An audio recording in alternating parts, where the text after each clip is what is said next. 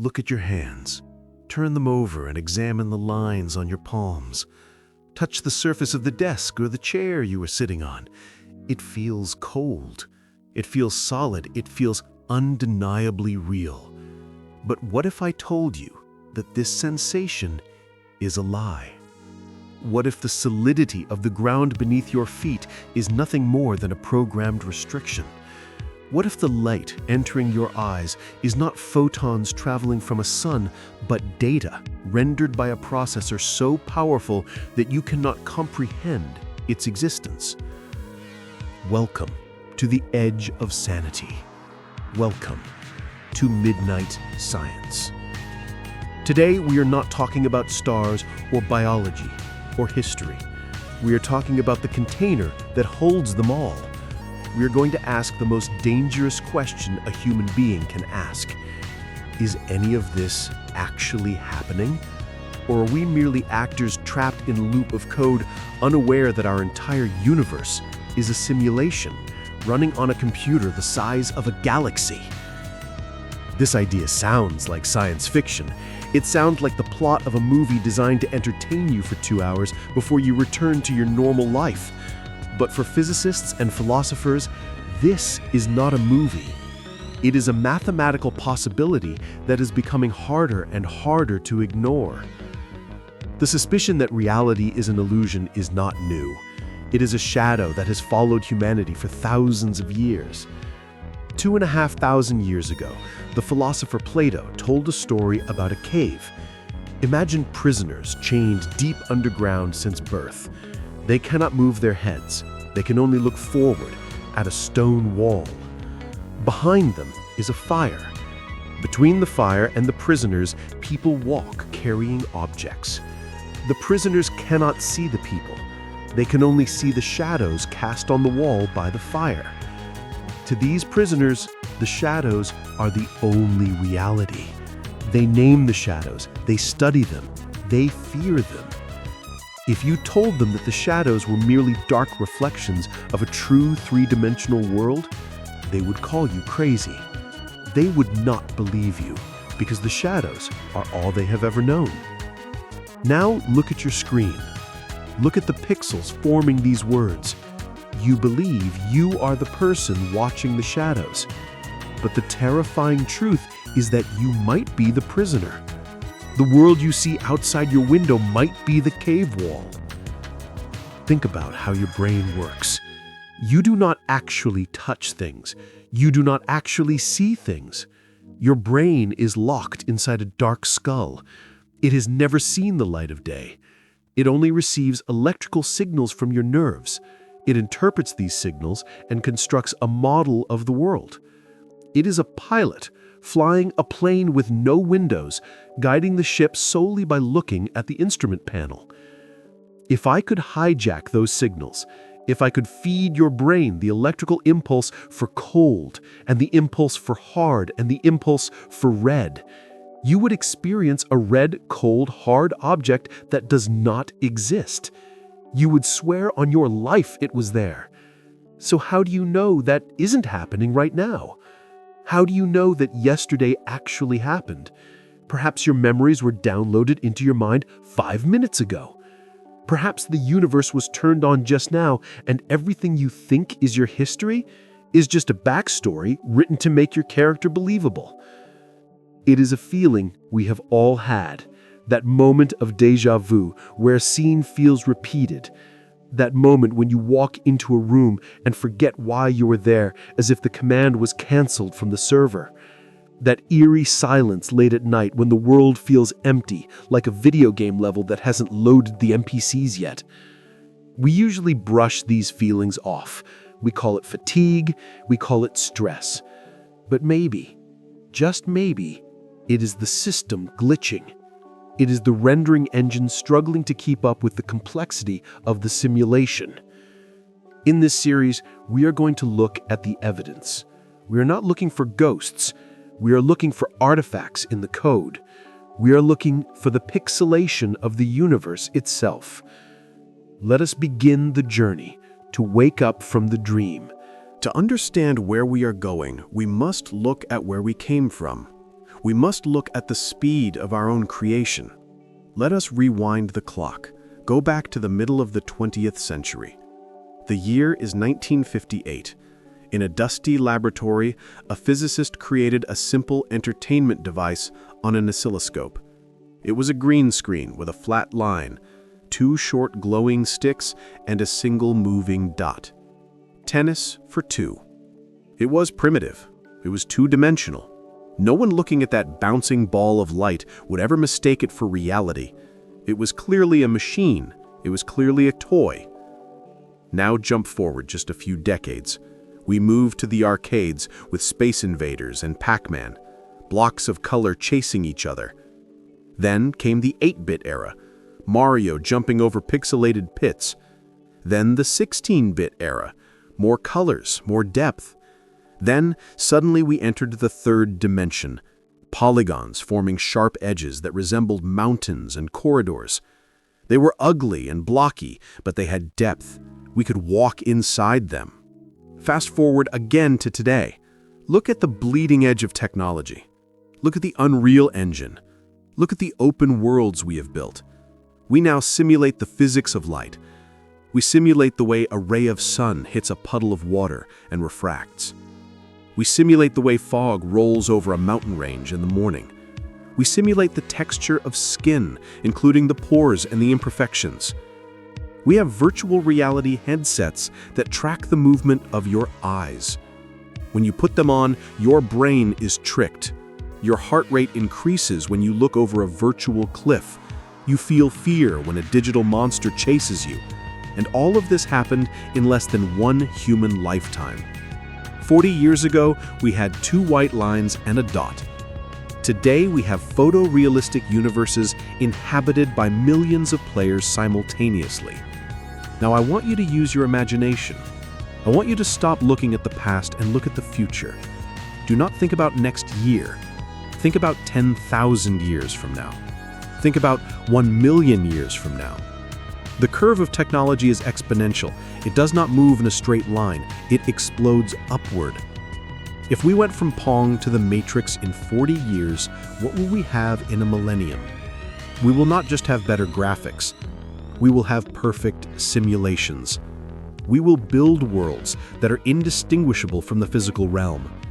We will create characters that are not just scripted NPCs. We will create artificial intelligences with memories and feelings and consciousness. We will be the gods of these new universes. We will run history simulations to see how the Roman Empire fell. We will run biological simulations to see how evolution works on other planets. We will create trillions of virtual beings who go to work and fall in love and worry about their future. And they will have no idea they are inside a computer. They will think their world is real. They will think their feelings are organic. They will look at their hands and feel the cold solidity of matter and never suspect that they are just code. And here is the terrifying realization. Here is the thought that keeps astronomers awake at night. If we assume that humanity will not go extinct, if we assume that we will eventually reach that level of technology, then we must assume that civilizations before us have already done it. The universe is 13.8 billion years old. We have only been here for a blink of an eye. Somewhere in the ancient cosmos, a civilization arguably millions of years older than us reached the point of perfect simulation long ago. They turned on their computers. They hit run. And we are the result.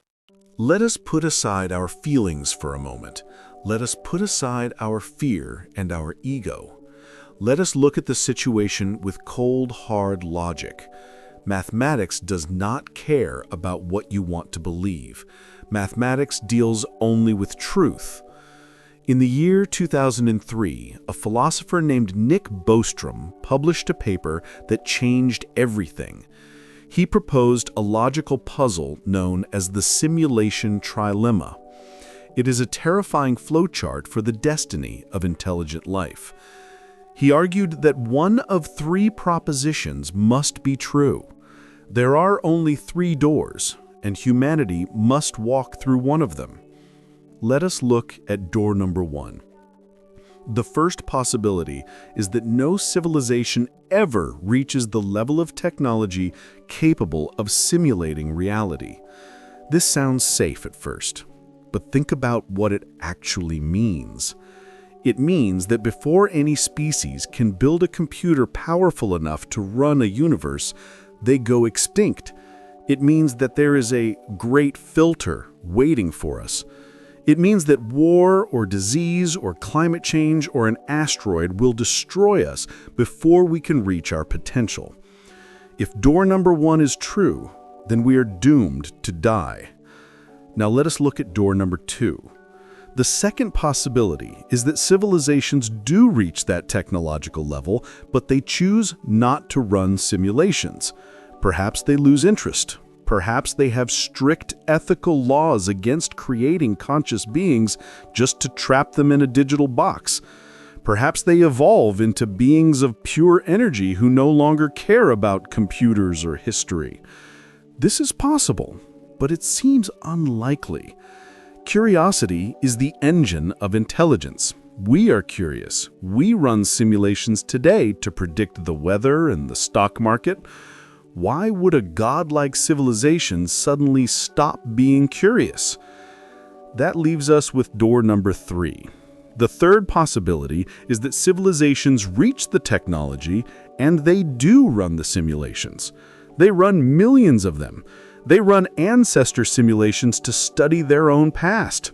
They run alternative history simulations to see what would happen if the Nazis won the war or if the dinosaurs never died. Now here is where the trap snaps shut. Here is where the math crushes you. If door number 3 is true, then there is one single base reality, one real physical universe where the computer was built. But inside that computer, there are billions of simulated universes. And inside those simulations, the inhabitants might build their own computers and create simulations within simulations. It becomes a nesting doll of realities, a hall of mirrors. So now we have a statistical problem. Imagine there is a bag. Inside the bag, there is one white marble. The white marble represents the one true base reality. Also inside the bag are 1 billion black marbles. The black marbles represent the simulated universes. You are a conscious being. You exist in one of these universes. You reach into the bag and pull out a marble. What color is it? What are the odds that you happened to be born in the one single unique base reality? The odds are 1 in a billion. The odds are practically 0. If you believe that humanity will survive, if you believe that we will not destroy ourselves, then you must admit that simulated universes are inevitable. And if they are inevitable, then you are almost certainly living in one right now. We are not the creators. We are the creations. We are not the player holding the controller. We are the pixels on the screen. The math is simple. The math is elegant. And the math is terrifying. Now we enter the realm of the bizarre. We leave behind the world of logic and enter the world of magic. We are going to talk about the physical laws that govern the subatomic world. For 100 years, physicists have been scratching their heads. They have been staring at equations that make no sense. They call it quantum mechanics. It is the study of the building blocks of reality. And it behaves exactly like a video game engine that is trying to save memory. Think about how a computer works. Think about a massive open-world game like Grand Theft Auto or Skyrim. The world inside the game is huge. There are cities and forests and mountains. But the computer does not render the entire world at the same time. That would be a waste of processing power. It would melt the graphics card. Instead, the computer uses a technique called frustum culling. It only draws what the player can see. If you are looking at a mountain, the mountain is there. But the moment you turn your back, the mountain disappears. It vanishes into nothingness. It becomes raw data. It only reloads when you turn around to look at it again. This is a smart trick. It is an optimization to keep the frame rate high. Now keep that in mind and look at our universe. Look at the double slit experiment. This is the most famous experiment in the history of physics, and it is the smoking gun of the simulation theory. Imagine you have a gun that fires electrons. Electrons are tiny pieces of matter. They are the stuff you are made of. You fire these electrons at a wall with 2 vertical slits. Behind that wall is a screen to catch them. Logic dictates that the electrons should go through the slits and hit the screen in 2 straight lines, like tennis balls thrown through 2 windows. But that is not what happens. When the scientists are not looking, when there is no detector watching the slits, the electrons create an interference pattern on the back screen. They create a pattern of many stripes. This is impossible for solid particles. This is how waves behave. It means the electron went through the left slit, and it went through the right slit, and it went through neither, and it went through both, all at the same time. The electron was not a solid object. It was a wave of probability. It was a cloud of maybe. It was code that had not executed yet. But here's the twist. Here is the part that breaks reality. The scientists decided to peek. They placed a sensor next to the slits to see which one the electron actually went through. They turned on the camera to observe the event. And the moment they observed it, the behavior changed. The interference pattern disappeared. The electrons suddenly snapped back into being solid particles. They hit the screen in 2 straight lines. Just by watching them, we forced the universe to make a decision. Why? Why does an electron care if a human is looking at it? Why does the fundamental structure of reality change based on observation? In the real world, this makes no sense. A rock is a rock, whether you look at it or not. But in a simulation, it makes perfect sense. The simulation engine saves resources. It calculates the electron as a vague probability cloud when no one is watching. It saves computing power. But when the player looks, when the conscious observer focuses their attention, the engine is forced to render the object. It is forced to collapse the wave function and show you a specific reality. This is the observer effect. It suggests that the world effectively does not exist until you perceive it. The room behind you right now might not be there. It might be a gray void of unrendered data. The chair you're sitting on only has atoms because your nerves are touching it. We are moving through a world that is building itself 1 millisecond in front of our eyes. We are walking on a treadmill of existence, and the computer only lays down the pavement just before your foot hits the ground. Niels Bohr, one of the fathers of quantum physics, once said, "If quantum mechanics hasn't profoundly shocked you, you haven't understood it." Maybe the shock comes from the realization that we are not living in a universe of matter. We are living in a universe of information. We are living in a rendering engine that is desperately trying to keep up with us. Let us take a photograph of the world. Take a high-resolution picture of a beautiful landscape. On your screen, it looks perfect. It looks smooth. The curves of the clouds appear seamless. The gradient of the blue sky looks like a continuous flow of color. But now I want you to zoom in. Zoom in until the trees vanish. Zoom in until the leaves are gone.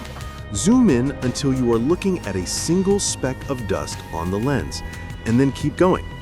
Eventually, you will hit a wall. You will see that the smooth curve is not smooth at all. It is jagged. It is made of squares. It is made of pixels. Every digital image has a limit. It has a resolution. It cannot show you infinite detail because the computer cannot store infinite data. It has to chop the image up into a grid of discrete points. Now ask yourself a question. Does the universe have a resolution? For centuries, scientists assumed that space was smooth. They assumed that if you took a ruler, you could divide it in half forever. You could keep slicing space into smaller and smaller pieces for eternity. But modern physics tells us this is wrong. There is a limit. There is a bottom to the rabbit hole. It is called the Planck length. It is a unit of measurement so small that it is impossible to visualize.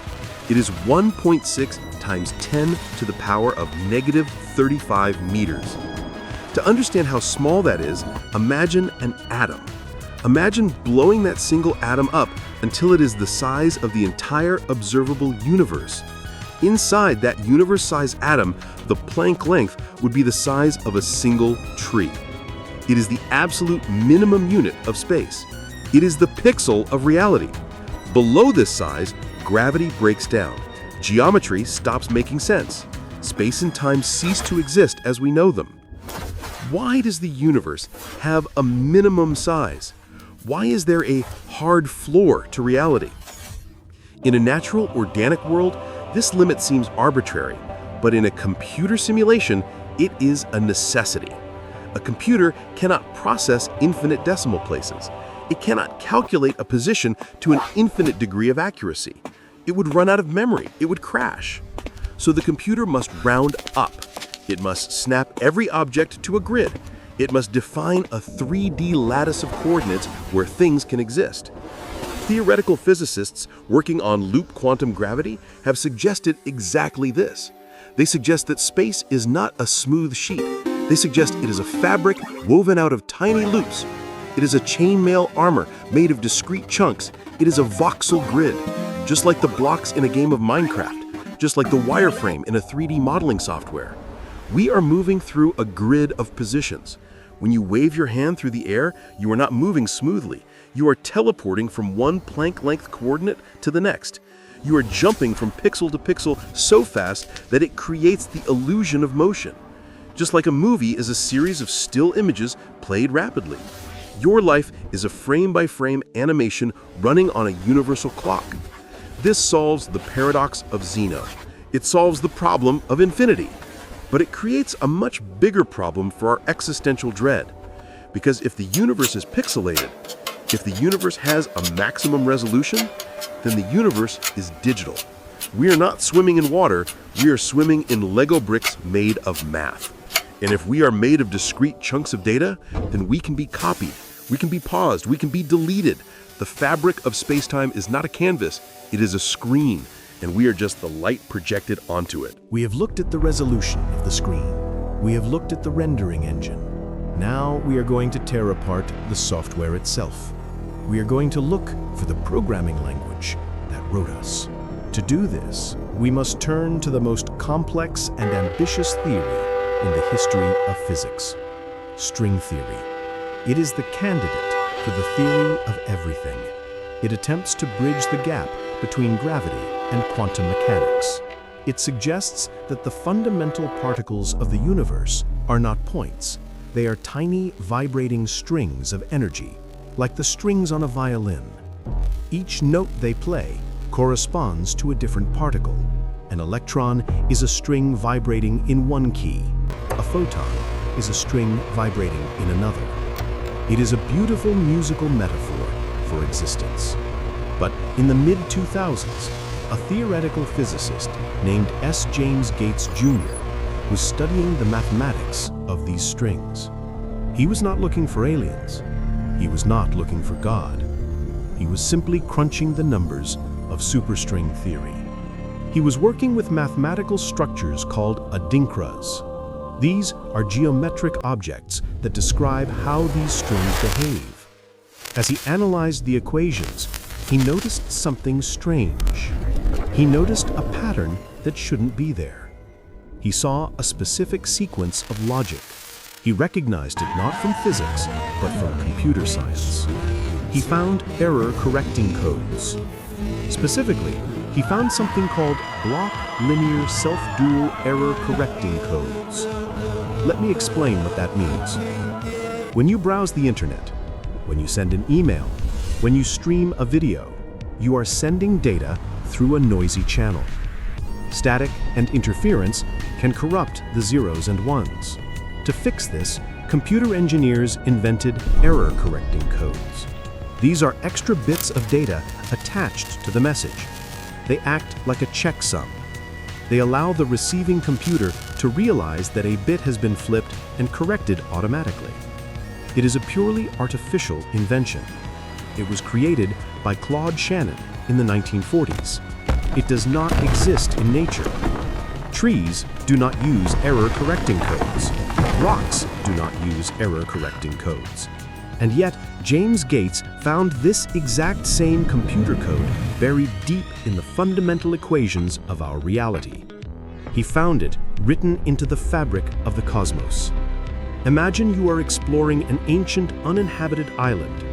You dig into the dirt, you analyze the soil samples under a microscope, and inside the DNA of a flower, you find a line of text that reads, "Copyright Microsoft." That is essentially what we have found.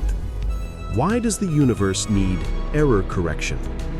Why does the fabric of space-time need to check itself for data corruption? There is only one logical answer. Because the universe is data. And that data is being transmitted or processed by a system that is prone to errors. It suggests that the laws of physics are not natural laws. They are syntax. They are rules written by a programmer to keep the simulation stable. If gravity is too strong, the code crashes. If the electromagnetic force is too weak, the atoms do not bond. The fine-tuning of our universe looks less like luck and more like a configuration file. We have spent thousands of years looking at the stars, wondering who made them. We thought the answer would be spiritual. We thought it would be a deity on a cloud. But the fingerprint we found is not a hand. It is an algorithm. It is a sequence of ones and zeros designed to keep the browser window from freezing. This discovery changes the question entirely. We are no longer asking if we are in a simulation. We are asking who is sitting at the keyboard. We are asking what happens if they decide to reboot the system. We are asking if the anomalies we see in the sky are features or bugs. The code is there. It is staring us in the face, and it is waiting for us to decipher the next line. So here we stand, at the edge of the abyss. We have looked at the shadows on the wall. We have seen the pixels in the microscope. We have read the error-correcting codes in the stars. The evidence is mounting. The probability is overwhelming. It is easy to feel small in the face of this realization. It is easy to feel fake. If I am just a few lines of code, then do my feelings matter? If my pain is just a variable in a database, is it real? If my love is just a chemical release programmed by a script, is it meaningful? These questions can drive a person into madness. But there is another way to look at it. There is a perspective that brings peace. Think about the simulator. Think about the entity sitting at the controls. Maybe they are aliens from a dimension we cannot comprehend. Maybe they are an artificial superintelligence trying to understand its creators. Or maybe the most poetic answer is the true one. Maybe the simulator is us. Maybe we are the post-humans. Maybe 1,000,000 years from now, we missed the simple times. We missed the struggle. We missed the feeling of the sun on our skin and the uncertainty of death. Maybe we built this box to experience mortality again, to feel the rush of a first kiss, to feel the grief of a goodbye. Because in a world of perfect immortality and infinite knowledge, life becomes boring. Life loses its stakes. Perhaps we chose to forget who we really are just to play the game properly. So does it matter if this is a simulation? If you bite into an apple and it tastes sweet, if you hold the hand of someone you love and you feel warmth, if you look up at the night sky and feel awe, then it is real enough. Reality is not made of atoms. Reality is made of experiences, and your experience is undeniably happening. Even if the universe is a hologram, the observer is real. You are the one thing that must exist. Descartes said, "I think, therefore I am." He did not say, "I think, therefore the table is real." He only proved his own consciousness. You are the player. This world was rendered for you.